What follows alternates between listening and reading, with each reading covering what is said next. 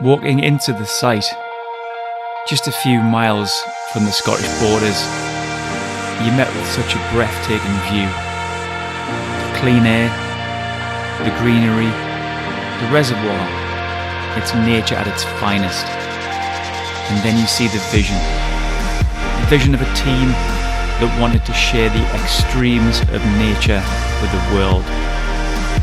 And it isn't stopping there. The visitor's experience is being enhanced further, educating, inspiring, coming together under some of the darkest skies in the world.